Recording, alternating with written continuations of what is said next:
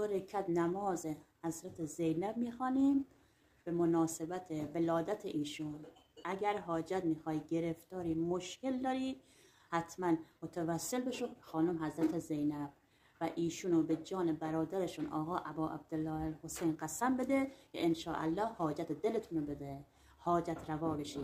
کافیه 2 رکعت نماز مثل نماز صبح بخونی.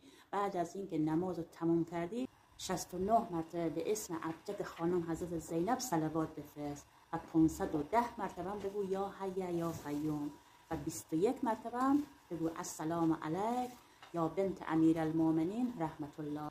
بعد هر حاجتی داری، هر مشکلی داری، هر گرفتاری داری، به خصوص اونایی که مریض دارن، حتما این نماز رو در شب ولادت خانم حضرت زینب بخونن برای شفای مریض، برای ازدواج، برای حل مشکلات و گرفتاری. آداب نماز رو زیر این پست براتون می‌نویسم.